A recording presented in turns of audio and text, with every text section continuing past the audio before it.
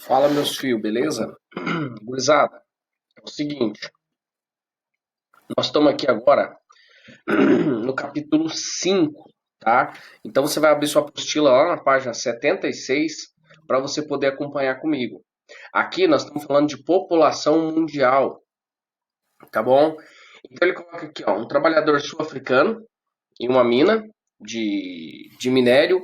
A África do Sul, que é um país muito rico em minério. Aqui embaixo, na segunda fotinha, nós temos lá, ó, mexicanos tentam atravessar a fronteira do México para os Estados Unidos. Vocês sabem que é um problema muito grave hoje a questão da imigração. E os Estados Unidos, que são um dos maiores destinos de imigrantes do mundo, eles tentam frear a todo custo esses imigrantes de entrarem nos Estados Unidos. Por quê? Porque não só os Estados Unidos, mas os países europeus e até o Brasil, por que os países não querem receber esse tanto de imigrante? É bem simples. A desculpa é que esses imigrantes eles trariam problemas socioeconômicos para os países. Problema de desemprego, roubariam o emprego das pessoas dos seus países de origem. Esses imigrantes poderiam, não arrumando serviço, se tornarem pessoas criminosas, tá bom? Então isso geraria um problema muito grave. Tá, joia? Aí ele vai falar aqui de movimentos migratórios.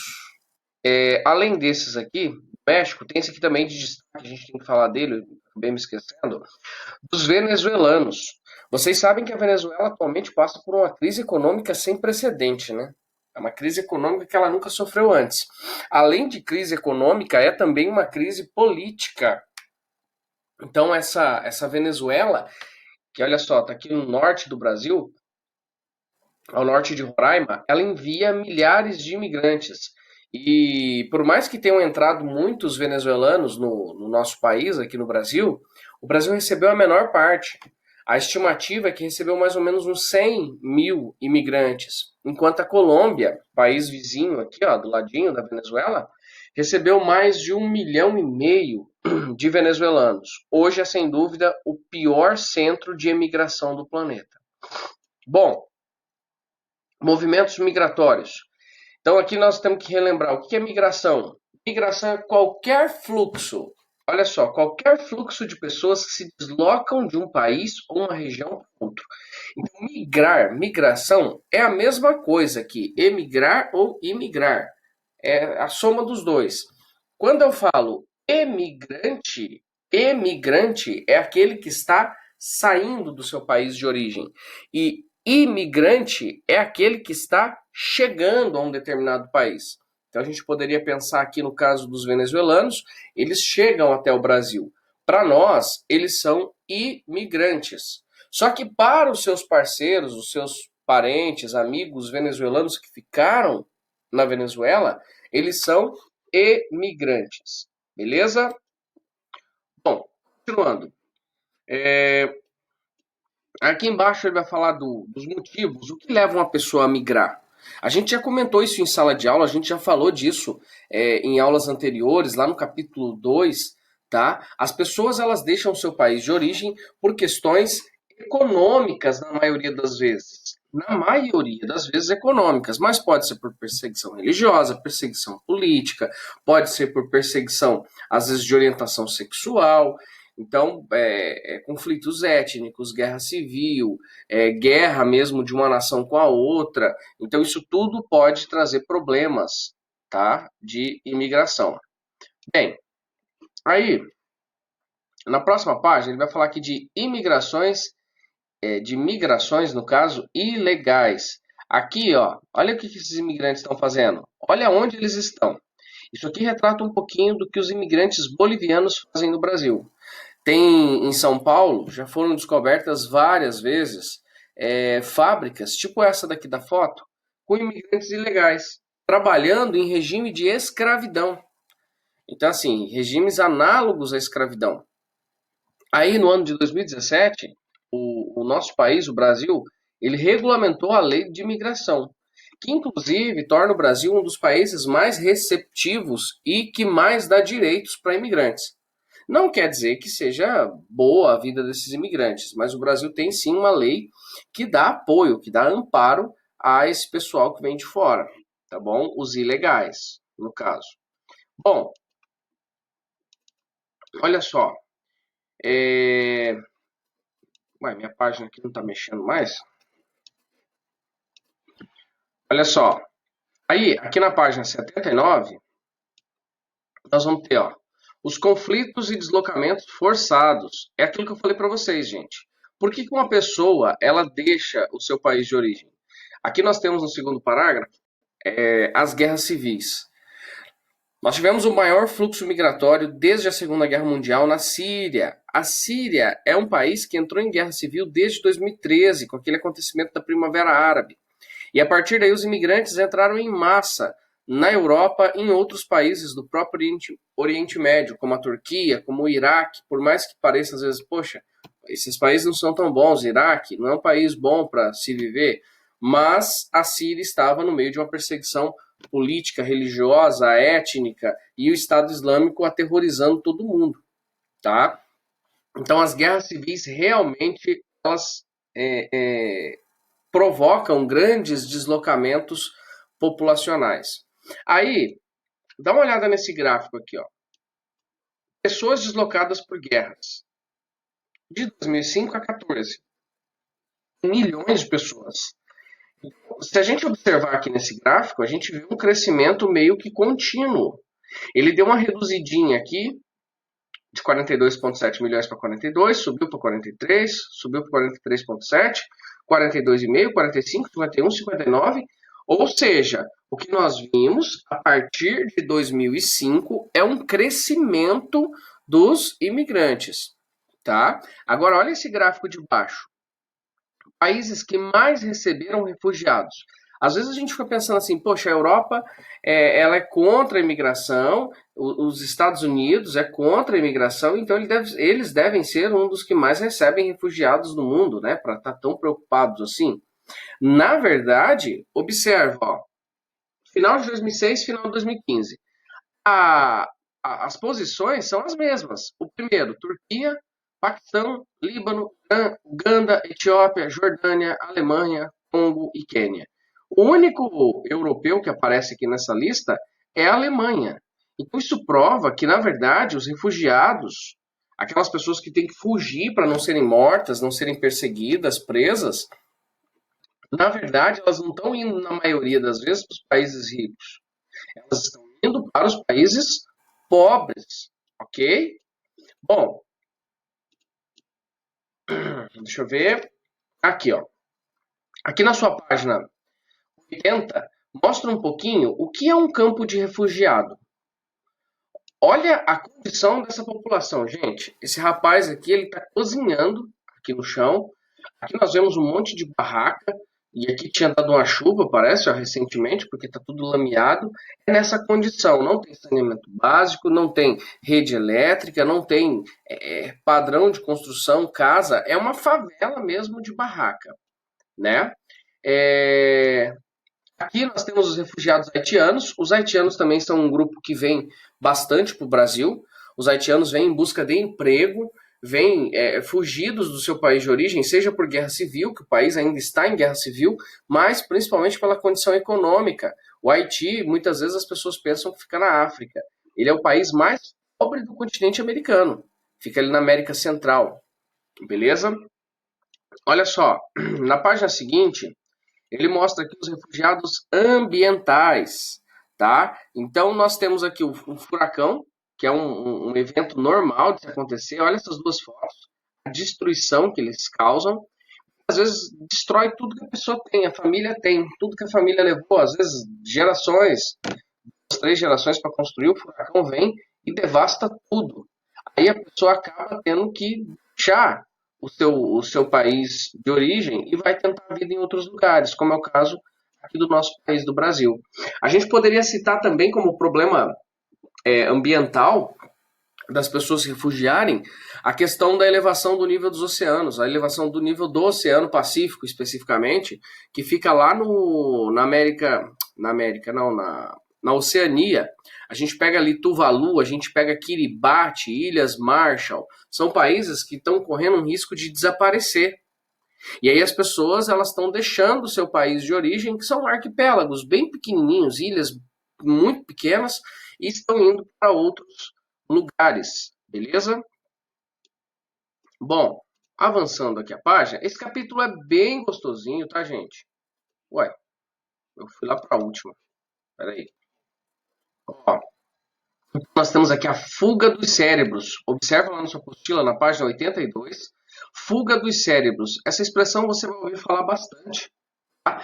Não só ao longo do 8º ano, mas do seu 9º ano, do ensino médio também. Isso aí.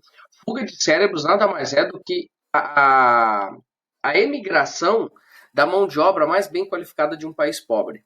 Então pensa o seguinte, o Brasil ele tem algumas universidades que são consideradas muito boas, a USP, a Unicamp, por exemplo, só para citar aqui 2 exemplos. E a pessoa vai lá e ela estuda na Unicamp, se forma numa engenharia, vamos dizer aí, sei lá, engenharia civil mesmo, que seja, e aí ela recebe uma proposta da França, para ir trabalhar na França. E ela deixa o Brasil e vai para a França. Ela vai virar um cidadão francês e vai viver lá para o resto da sua vida. Ou seja, esse cérebro, essa pessoa, essa mão de obra qualificada, ao invés dela ficar no Brasil e produzir no Brasil, porque o Brasil que investiu nela, que formou-a, ela vai deixar o país e vai em direção à França. Beleza? Isso é fuga dos cérebros. As pessoas fazem isso por uma maneira bem simples. Para poder ter uma vida melhor, ganhar mais dinheiro. Tá? Aqui na sua página 83, nós temos aqui dinâmicas demográficas. Nós já estudamos crescimento vegetativo, nós estudamos taxa de natalidade, de mortalidade. Então, de que modo a imigração ela altera na composição da população? Dá uma olhada nessa fotinha aqui antiga, lá no começo do século XX. Imigrantes italianos desembarcaram no Brasil no início do século XX.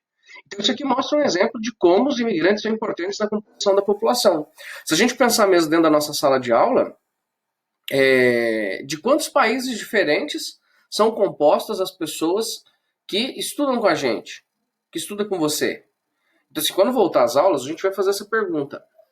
Quem aqui sabe suas origens? Nós vamos perguntar, quem aqui sabe suas origens? Você é filho de descendente de italiano, de alemão, de japonês? Então, assim, nosso país é bem diversificado nesse aspecto. Aí, gente, ó, vamos lá nesse gráfico aqui, que está lá na página 85, tá? Esse gráfico está mostrando aqui a transição demográfica. Transição significa fazer a mudança. Então, se vocês observarem aqui na primeira fase, temos a taxa de natalidade, que é o azul, grande. A mortalidade também é grande. Inclusive, tem alguns momentos que a mortalidade chega a ser superior à natalidade. Então, a gente poderia entender essa fase 1 aqui, na Europa, ali durante a Idade Média. Nascia muita gente, as famílias tinham muitos filhos, mas também morriam muitas crianças. Beleza? Na fase 2, nós tivemos a natalidade ainda alta, só que a mortalidade em declínio. Tá? O que isso aqui provocou? A diferença entre a natalidade e a mortalidade é o que eu chamo de crescimento vegetativo. Então, se vocês observarem essa fase 2 aqui e o começo da fase 3, é onde o distanciamento dessas duas linhas é maior. Ou seja, aqui o crescimento vegetativo foi gigante. Na fase 3, mais ou menos o que o Brasil passa hoje, nós temos aqui a natalidade em declínio, junto com a mortalidade lá embaixo. As pessoas estão morrendo menos, estão vivendo mais, a expectativa de vida é mais elevada e a natalidade está em declínio. Na fase 4, e aí sim a gente falaria dos europeus hoje, do Japão, dos países desenvolvidos, nós temos uma taxa de natalidade que é inferior, olha só, o azul muitas vezes é inferior à mortalidade, ou seja, está morrendo mais gente do que nascendo. Essa é a última fase. Isso também é um problema. Aqui nessa fase 2, ter muita gente nascendo, um crescimento vegetativo muito alto é um problema, porque o governo vai ter que gastar com escolas, só que estar aqui na fase 4 também é um problema, Por que a população está envelhecendo e não está nascendo novo para substituir a mão de obra? Em ambos os casos eu tenho um problema demográfico, tá bom? Na nossa página 86, olha esse mapa aqui da América do Sul.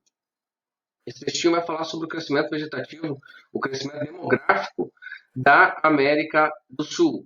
Repara que o Brasil, a Argentina, o Chile, o Uruguai, países mais desenvolvidos da América do Sul, são aqueles que têm os crescimentos vegetativos menores, o crescimento populacional menor. Enquanto países mais pobres, como é o caso da Bolívia, da Venezuela, do Equador, eles têm um crescimento populacional mais elevado, de 1,5 a 1,7. O Brasil de 0,71 a 0,95. Ou seja, o Brasil tem um crescimento pequeno. Olha só, outras coisas aqui importantes, eu destacaria para você a xenofobia. A xenofobia é quando o imigrante ele não é bem visto no país que ele chega. As pessoas não vão gostar de você pelo simples fato de você ser de outro país, de você ser de outra etnia, de outra região. Entendeu? Então, xenofobia é um problema grave, principalmente em países europeus, por conta das notícias que a gente ouve. Mas, se a gente for na África, a gente vai ver vários exemplos de xenofobia. Xenofobia não é uma coisa só de branco para negro, de branco para latino, de estadunidense para mexicano. O problema da xenofobia ele acontece, eu diria, em praticamente todos os países do mundo. Tá? Aí, gente, pirâmide etária. Essa pirâmide etária você tem que saber muito bem também. Nós já falamos disso aqui em sala. A pirâmide etária é composta por três grupos principais de pessoas. Os jovens, que seria aqui a base da pirâmide, até os 14 anos, crianças, tá?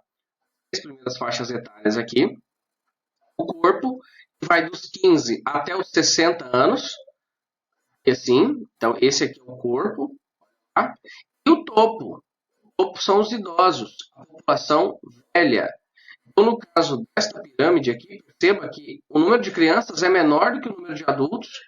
O número de idosos acima de 60 anos já é um número considerável. Então, esta pirâmide aqui é de um país desenvolvido. A propósito, olha que país que ele é. Canadá. Então, sempre que for um país desenvolvido, nós vamos ver essa base aqui mais estreita, o corpo largo e o topo, muitas vezes, como é o caso do Japão, se fosse uma pirâmide japonesa, o topo ele é bem largo, porque tem bastante idoso. Se tem bastante idoso, significa que o país oferece uma boa condição de vida para a população. Ok? Bom, gente, é isso. A gente fica aqui na 87. Na 88 em diante, são os exercícios, tá? Depois vocês vão fazer esses exercícios e enviar para mim lá na plataforma. Um beijo para vocês.